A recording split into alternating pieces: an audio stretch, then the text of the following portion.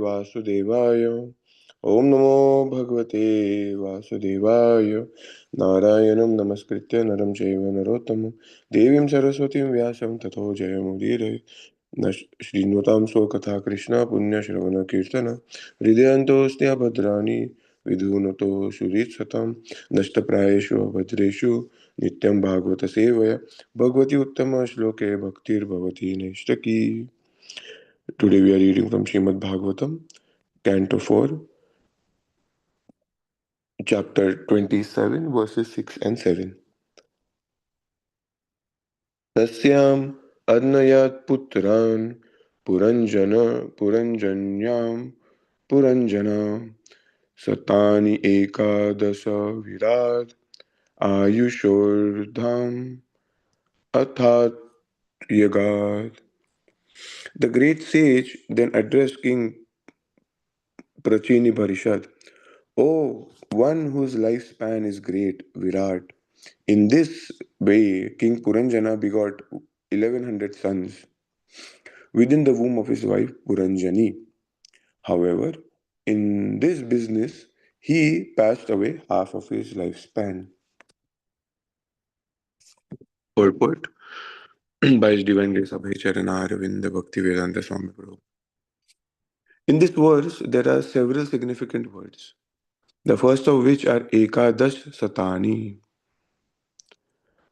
Puranjana had begotten 1100 sons within the womb of his wife, and thus passed away half of his life. Actually, every man follows a similar process. If one lives for 100 years at the utmost, in his family life, he simply begets children up to the age of 50. Unfortunately, at the present moment, people do not live even 100 years. Nonetheless, they beget children by up to the age of 60. Another point is that formerly people used to beget 100 to 200 sons and daughters. As will be evident from the next verse, King Puranjana not only begot 1100 sons but also 110 daughters. At the present moment, no one can produce such quantities of children. Instead, mankind is very busy checking the increase of population by contraceptive methods. We do not find in the Vedic literatures that they ever used contraceptive methods, although they were begetting hundreds of children. Checking population by contraceptive method is another sinful activity. But in this age of Kali, people have become so sinful that they do not care for the resultant reactions of their sinful lives. King Puranjana lay down with his wife Puranjani and begot a large number of children. And there is no mention in these verses that he used contraceptive methods. According to Vedic scriptures, the contraceptive method should be restraint in sex life. It is not that one should indulge in unrestricted sex life and avoid children by using some method to check pregnancy. If a man is in good consciousness, he consults with his religious wife, and as a result of his consultation with intelligence, one advances in his ability to estimate the value of life. In other words, if one is fortunate enough to have a good conscious wife, he can decide by mutual consultation that human life is meant for advancing in Krishna consciousness and not in the beginning and not for begetting a large number of children. Children are called parinama or byproducts. And when one consults his good intelligence, he can see that his byproduct should be in the expansion of his Krishna consciousness. Text 7. Dutira dashottara satam pitramatra yashas karya shilaudarya gunopeta Pauranjanya Prajapate. Translation. O Prajapati, King Prachini Bharishad. In this way, King Puranjana also begot 110 daughters. All of these were equally glorified like the father and mother.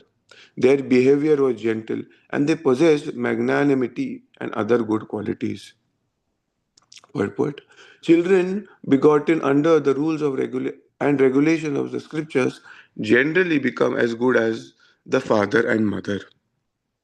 But children born illegitimately mainly become Varna Shankara. The Varna Shankara population is irresponsible to the family, community, and even to themselves. Formerly, the Varna Shankara population was checked by the observation of the reformatory method called Garbhadhana Samskara, a child begetting religious ceremony. A child begetting religious ceremony. In this verse, we find that although King Puranjana had begotten so many children, they were not Varna Shankara. All of them were good, well behaved children, and they had good qualities like their father and mother. Even though we may produce many good children, our desire for sex that is beyond the prescribed method is to be considered sinful. Too much enjoyment of any of the senses, not only sex, results in sinful activities. Therefore, one has to become a Swami or Goswami at the end of his life. One may beget children up to the age of 50, but after 50, one must stop begetting children and should accept the Vanaprasth order. In this way, we must leave home and then become a sannyasi. A sannyasi's title is Swami or Goswami, which means that he completely refrains from sense enjoyment. One should not accept the sannyas order whimsically. He must be fully confident that he can restrain his desires for sense gratification.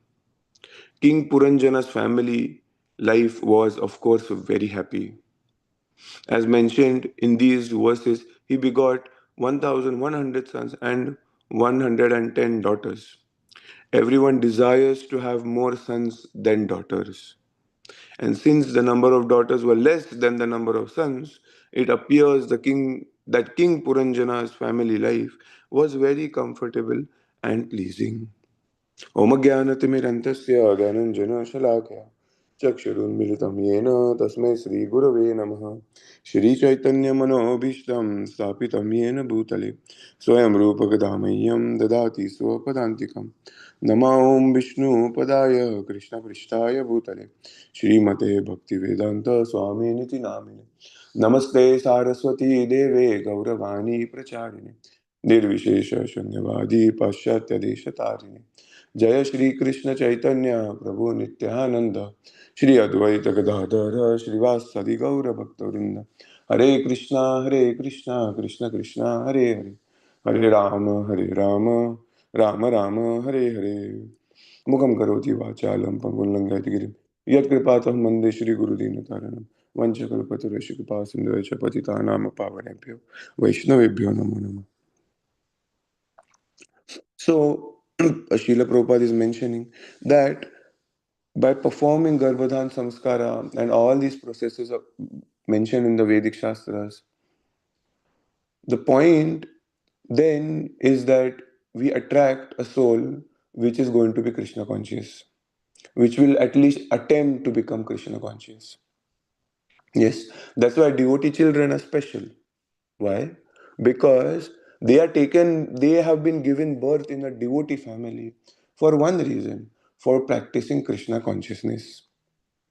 One time there was a discussion on this, and I think one of the Maharajas was saying that why would, if devotee children were supposed, let them live their life however they want, and they were not given Krishna consciousness because of, mundane thought process, modern thinking, and all that stuff. That means we haven't accepted that they have been given birth in a devotee family because their desire was to practice Krishna consciousness from previous life. Yes. And that's why it is an exploitation of children, of devotee children at least, that they are not engaged in Krishna conscious activities. Yes. But then obviously, like this was obviously it's beyond my purview. But this is what I was hearing. And the point is that that's why these children have taken birth in the families of devotees. Why? Because they want an opportunity to again regain their Krishna consciousness wherever they had left.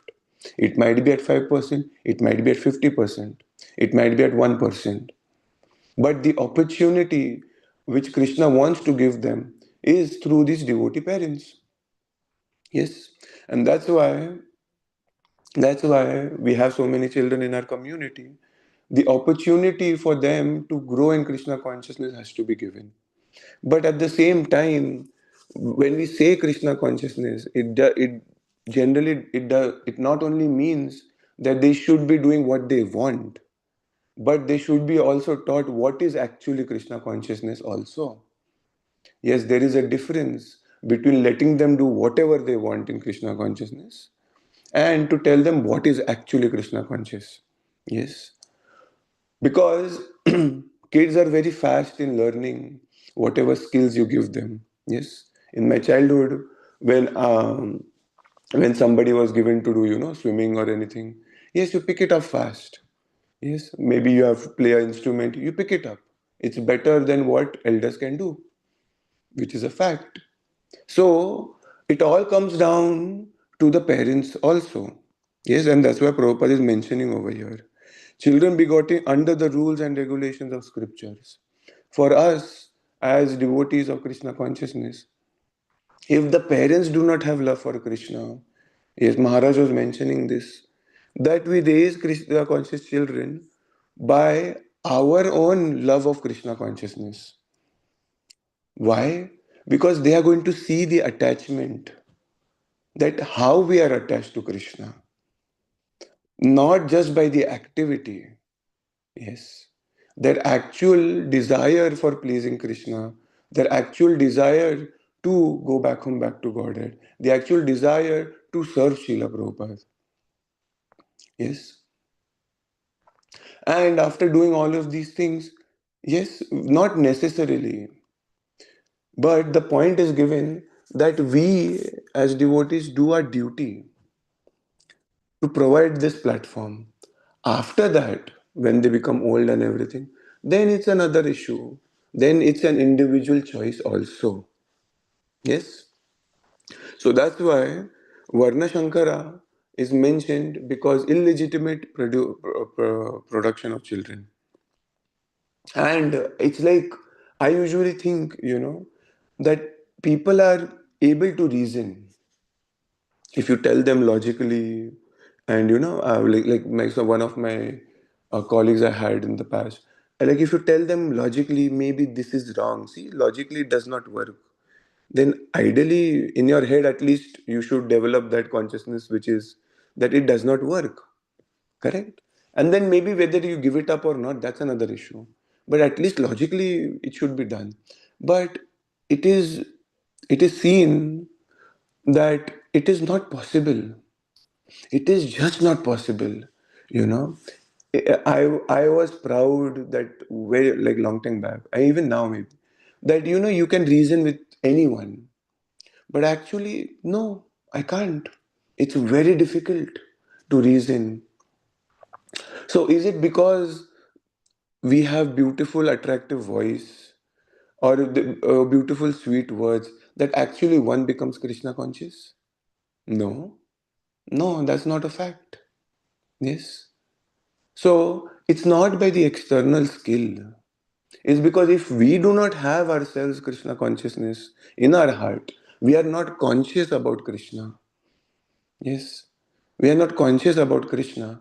Then, the other person is not going to get. He might get the skill. He might get how to, go ahead in name, fame, prestige. He might become, a prestigious position in a temple.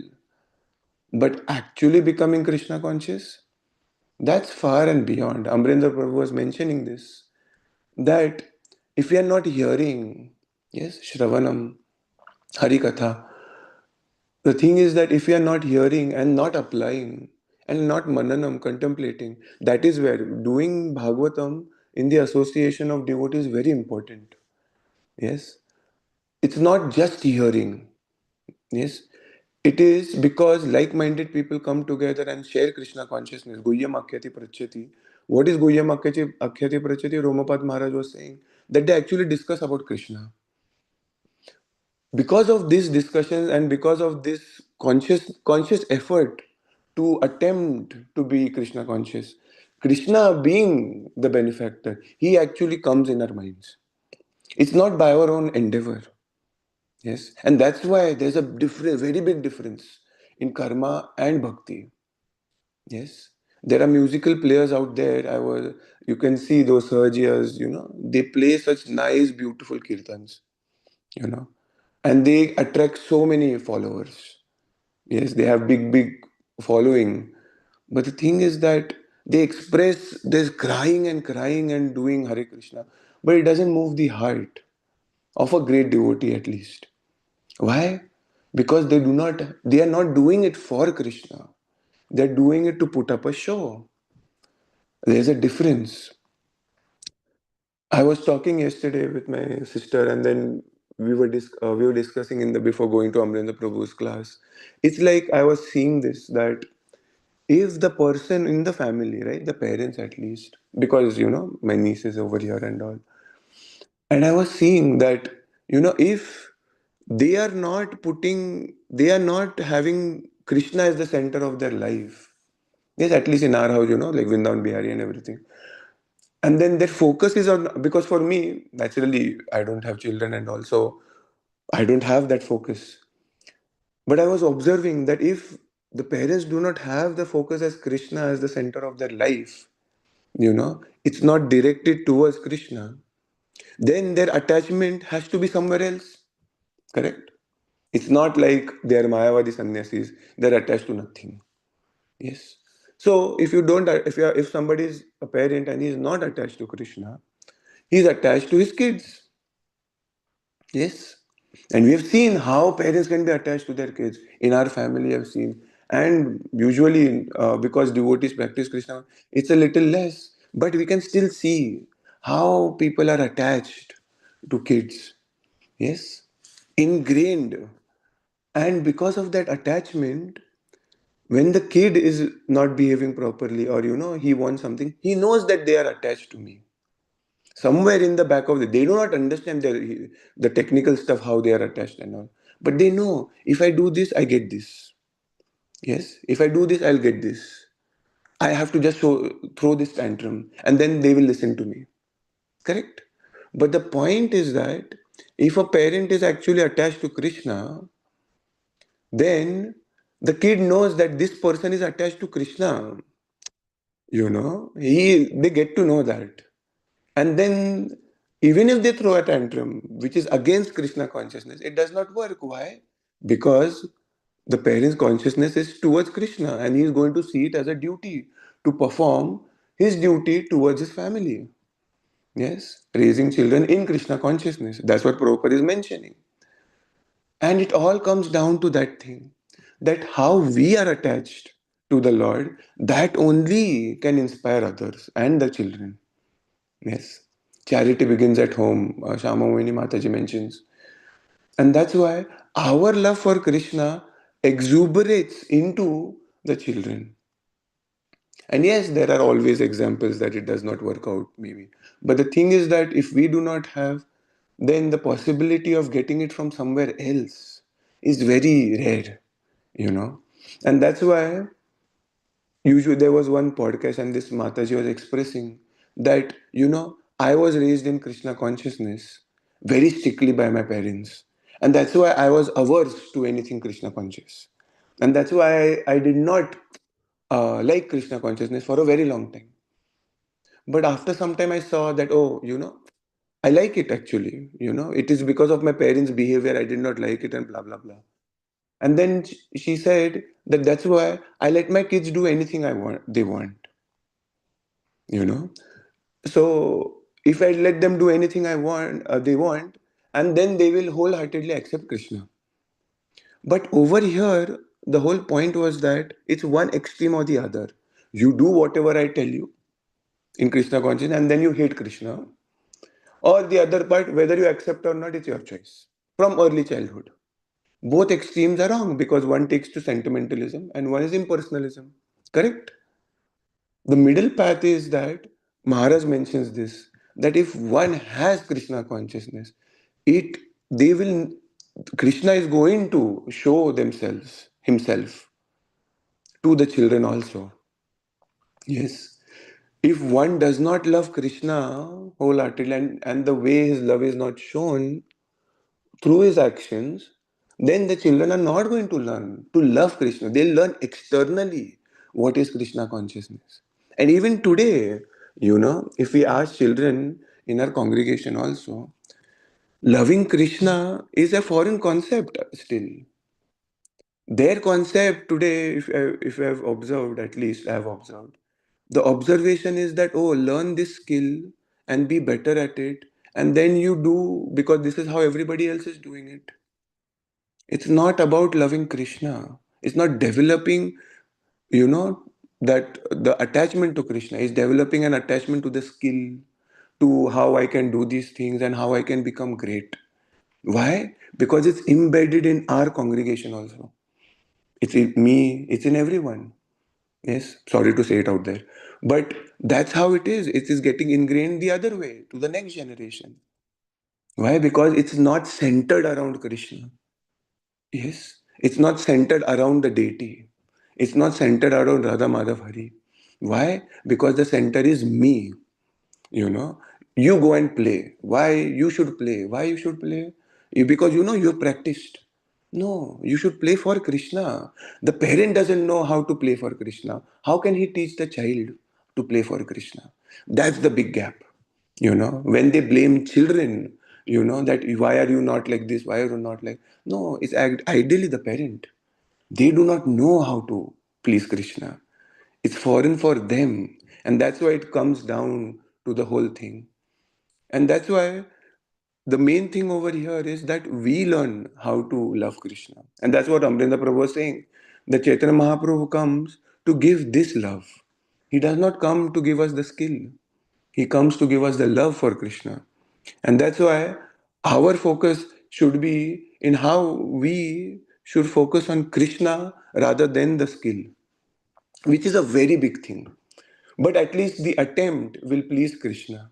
And then by his mercy, like Satyavat Muni yesterday, he might take a heed, look in this direction. And then we'll be successful, right? We'll stop here today. Thank you so much. Hare Krishna, Srila Prabhupada ki.